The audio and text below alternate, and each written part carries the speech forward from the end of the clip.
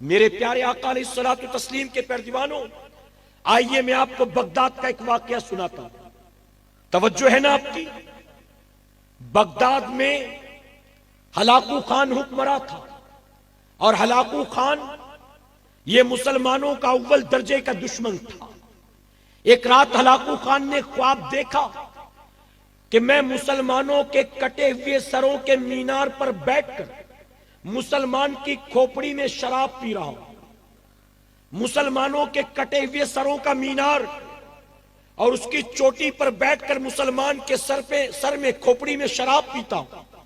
جب صبح دربار لگا، اس نے نجومیوں کو، کاہنوں کو، جوشیوں کو بلایا اور بلا کر کہا، درباریوں، میں نے کل رات ایسا خواب دیکھا، بتاؤ میرے خواب کی تعبیر کیا ہے؟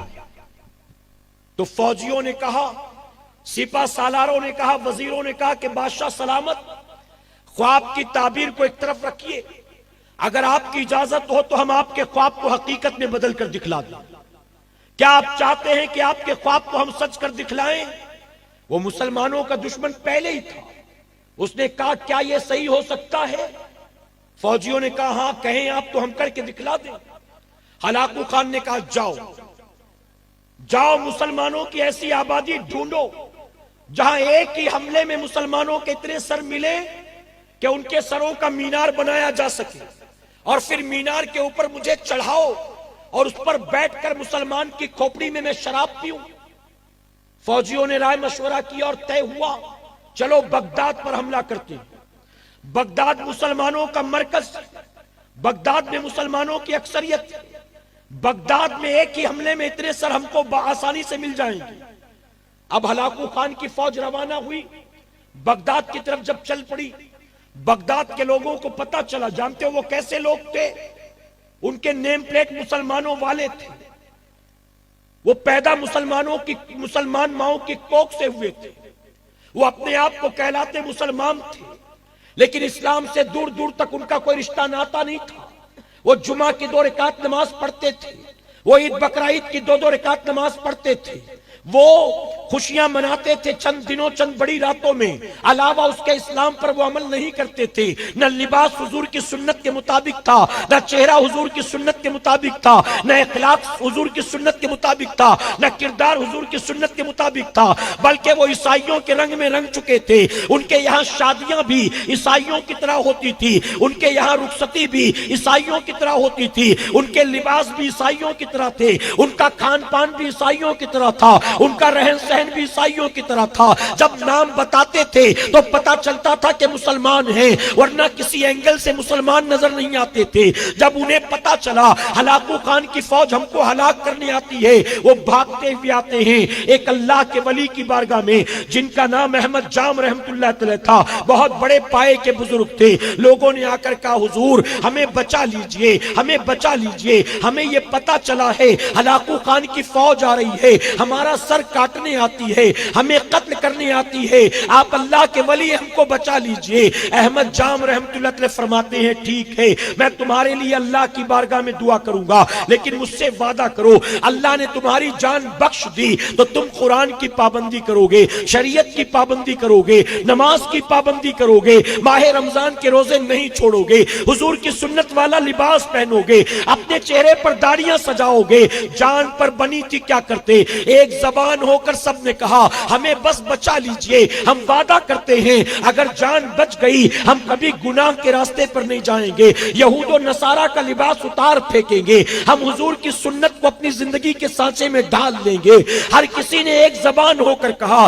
اللہ کے ولی نے کہا، ٹھیک ہے تم جاؤ، میں تمہارے لیے دعا کروں گا، اللہ تمہاری حفاظت فرمائے گا۔ یہ کہہ کر جانتے ہو اللہ کے ولی نے اللہ کی بارگاہ میں گڑ گڑا کر دعائیں کی۔ اس کے بعد آپ کے پاس ایک پانی کا پیالہ تھا جس سے پانی پیتے تھے، جس سے وضو کرتے تھے۔ آپ نے اس لکڑی کے پیالے کو زمین کے اوپر الٹا رکھ دیا، آپ نے پلٹ کر پیالے کو رکھ دیا۔ ہلاکو خان کی فوج آتی ہے، عراق کا چپا چپا چھان مارتی ہے، لیکن انہیں بغداد شہر کہیں نظر نہیں آتا ہے۔ ایک دن بھٹکتے رہے، 2 دن بھٹکتے رہے، 3 دن بھٹکتے رہے، انہیں بغداد کہیں نہیں ملتا ہے۔ آخر بغداد ملتا تو ملتا کیسے؟ اللہ کے ولی نے نے پیالے کے نیچے بغداد کو چھپا رکھا تھا، انہیں بغداد نہیں ملا، واپس خالی ہاتھ چلے جاتے ہیں۔ واپس گئے تو ہلاکو خان کو غصہ آیا، اس نے کہا کیا ہوا، اتنی بڑی بڑی باتیں اور اتنے بڑے بڑے دعوے کر کے گئے تھے، خالی ہاتھ کیوں آئے؟ لوگوں نے کہا حضرت ہم کیا کرتے، ہمیں تو بغداد ملا ہی نہیں، پتہ نہیں زمین کھا گئی کہ آسمان نگل گیا، ہم نے ڈھونڈا لیکن کوئی پتہ نہیں چلا۔ ہلاکو خان نے دوبارہ فوج کو روانہ کیا، اور بڑا لشکر لے کر جاؤ، اپنے ساتھ بغداد کے گلی کوچوں کے ماہرین کو لے کر جاؤ، اب کی بار خالی ہاتھ مت آنا۔ اب دوبارہ فوج روانہ ہوتی ہے، لوگوں کو پتہ چلا، پھر بھاگتے ہوئے آتے ہیں اللہ کے ولی کی بارگاہ میں، آ کر کہتے ہمیں بچا لیجئے، اب تو فوج اور زیادہ ہے، منصوبے پہلے سے خطرناک ہیں، آپ ہمیں بچا لیجئے۔ اللہ کے ولی نے کہا میں نے تمہارے لیے دعا کی تھی، اللہ نے تمہاری حفاظت کی، لیکن تم اپنے وعدے سے پلٹ گئے، تم میں سے کوئی نمازی نہ بنا، تم میں سے کوئی دیندار نہ بنا، تم میں سے کوئی مسجد میں آنے جانے والا نہ بنا، تم جس رنگ میں پہلے سے رنگے تھے آج بھی وہی رنگ تم پر چڑھا ہے، تم سدھرنے کا نام کیوں نہیں لیتے ہو؟ جان پر بنی تھی کیا کرتے؟ سب نے ایک زبان ہو کر پھر وعدہ کیا اس بار بچا لیجئے، ہم وعدہ کرتے ہیں اب سدھر جائیں گے، اب توبہ کر لیں گے، اب نمازی بن جائیں گے۔ اللہ کے ولی نے کہا ٹھیک ہے، آپ نے پھر اللہ کی بارگاہ میں دعا کی، لکڑی کے پیالے کو پھر زمین پر پلٹ دیا، ہلاکو خان کی فوج آتی ہے، ایک ہفتے تک بھٹکتی رہی، انہیں بغداد شہر کہیں نظر نہیں آتا ہے، ایک ہفتے کے بعد تھکے ماندے واپس جاتے ہیں۔ ہلاکو خان نے اب 20,000 کی فوج روانہ کی، کہا اس بار اگر مسلمانوں کے سر کاٹ کے نہیں لاؤ گے، اے فوجیوں سن لو، میں تمہارے سروں کو کاٹوں گا، میں اس کا مینار بناؤں گا، اور تمہاری کھوپڑی میں شراب پیوں گا، اب مجھے یہ کام کرنا ہی کرنا ہے، اب یا تو مسلمانوں کے سر لاؤ یا تو تم مرنے کو تیار ہو جاؤ۔ ہلاکو خان نے تیسری بار فوج کو روانہ کیا، اب فوج تیسری بار حملہ ور ہوئی، لوگ پھر بھاگتے ہوئے آئے اللہ کے ولی کے پاس، آ کر عرض کرتے حضرت بچا لیجئے، 20,000 کی فوج آ رہی ہے، اب لگتا ہے بچنا مشکل ہے، بچا لیجئے۔ اللہ کے ولی نے تیسری بار بھی کہا لوگوں جب جان پر بڑھتی ہے تو میرے پاس آتے ہو، اور جان بچ جاتی ہے تو پھر گناہ کی طرف چلے جاتے ہو، تم سدھرنے کا نام کیوں نہیں لیتے ہو؟ تم توبہ کیوں نہیں کرتے ہو؟ تم شریعت اور دین کے پابند کیوں نہیں بنتے ہو؟ لوگوں نے پھر کہا بس اس بار بچا لیجیے، 2 مرتبہ غلطی ہو چکی، اس بار بچا لیں، آخری موقع دے، آئندہ کبھی گناہ نہیں کریں گے، برائی نہیں کریں گے، اس بار بچا لیں۔ اللہ کے ولی نے کہا ٹھیک ہے جاؤ میں دعا کرتا۔ آپ نے اللہ کی بارگاہ میں رو رو کر دعا کی، لکڑی کے پیالے کو زمین پر پلٹنا چاہتے تھے، غیب سے آواز آئی احمد جام اب اس پیالے کو نہ پلٹ، اب انہیں کوئی بچا نہیں سکتا، اے احمد جام ہلاکو خان صرف وقت کا بادشاہ نہیں، میرا عذاب ہے جو میں نے بغداد والوں پر مسلط کر دیا۔ پہلی 2 مرتبہ تیری دعا کی برکت سے میں نے ان کی جانیں بخش دی، لیکن احمد جام جو میں جانتا ہوں تو نہیں جانتا، اگر تو 100 بار دعا کرے اور میں 100 بار ان کی جانیں بخشوں پھر بھی یہ سدھرنے والے لوگ نہیں۔ اے احمد جام اب انہیں کوئی بچا نہیں سکتا، اور ان کے ساتھ تو بھی جام شہادت نوش کرنے کو تیار ہو جا۔ ان بغداد والوں کے ساتھ احمد جام تجھے بھی شہید ہونا پڑے گا۔